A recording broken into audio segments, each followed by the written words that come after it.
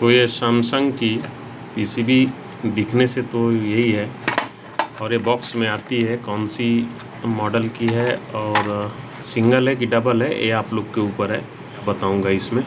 तो इसको मैं बाहर निकाल लिया। ये आया है कि कंप्रेसर नहीं चल रहा है। तो कंप्रेसर जब नहीं चल रहा है तो हम सबसे पहले इसको चेक करेंगे, और चेक करने के बाद ही आगे कुछ कार्रवाई करेंगे। तो चलिए स्टार्ट करते हैं। तो पावर मैंने इसका कनेक्ट कर दिया है और मैं ऑन करता हूँ, तो देखते हैं। तो कोई रिएक्शन नहीं। तो जैसे कि वोल्टेज चेक करते हैं, तो आज मैं भी देख रहा हूँ मीटर में, क्योंकि हर बार ये यहाँ पे लाइट ऊपर से जो पड़ती है वो डिस्प्ले को दिखाना बंद कर।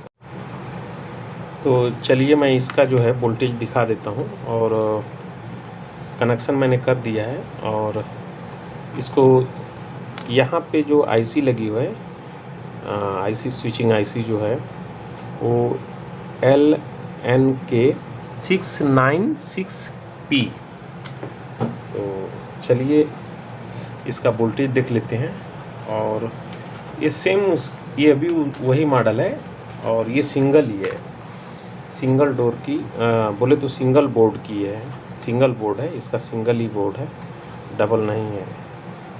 और इसको मैंने देखा, और यहाँ पे 5 वोल्ट की जो रेगुलेटर है यहाँ पे प्रॉब्लम था। तो आज मैं मीटर को देख रहा हूँ, क्योंकि वोल्टेज जब भी करते हैं तो ऊपर से जो लाइट पड़ती है उससे डिस्टर्ब हो जाता है। तो आज मैं भी इस पर ध्यान दे रहा हूँ। तो मैं पावर ऑन कर दे रहा हूँ, और जब भी चालू होगा तो कंप्रेसर भी चालू हो जाएगा। तो इसमें जो है एसी इनपुट होगा यहाँ पे, और फिर थर्मोस्टेट के ज़रिए आएगा यहाँ पे। और ये जो कनेक्शन गया है ये बाहर के लिए कनेक्शन, अब फैन का हो चाहे जिसके लिए भी हो।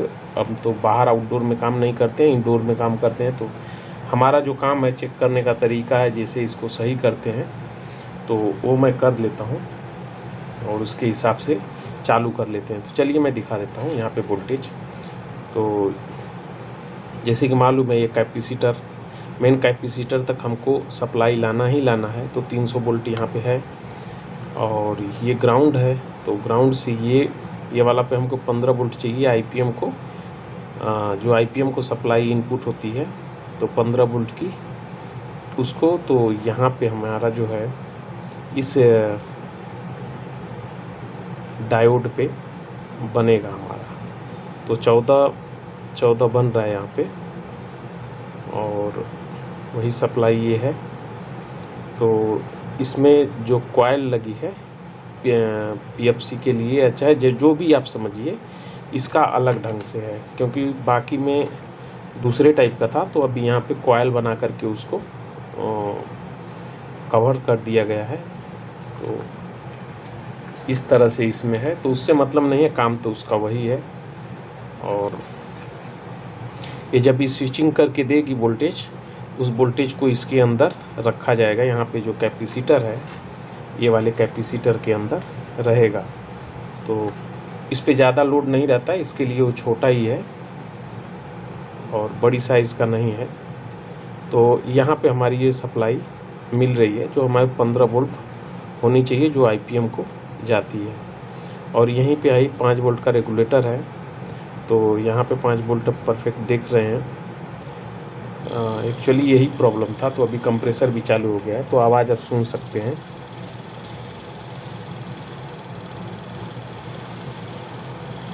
आपको सुनाई दे रहा होगा एयर का। इधर मैं कंप्रेसर लगाया हूँ, ठीक है।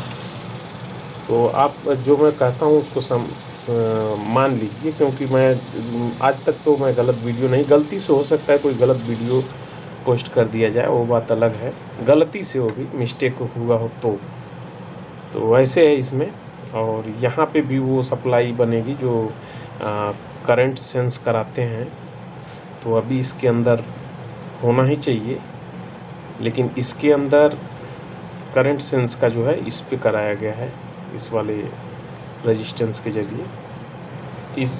ये जो आईसी गई है, इसके लिए जो करंट सेंस का गया है, तो ये जो करंट सेंस करने वाली आईसी है, तो ये आईसी है 358, जो बाकी हर जगह पे मिलेगी आपको, और जो टैली करती है, यानी हम इसको तराजू बोलते हैं, जिससे तुलना करते हैं कि वोल्टेज क्या है, तो उसके हिसाब से ये वोल्टेज आगे देगी। तो इस माइक्रो कंट्रोलर में UVW का हाई लो तीनों की सप्लाई है, और साथ में इसके अंदर जो प्रोटेक्शन के लिए है वो इसमें ही है।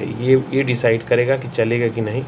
तो इसका भी वोल्टेज देख लेते हैं, क्योंकि ये वोल्टेज आपको जानना ज़रूरी है। तो कहाँ कहाँ पे कितना वोल्टेज होगा वो आप देख लीजिए,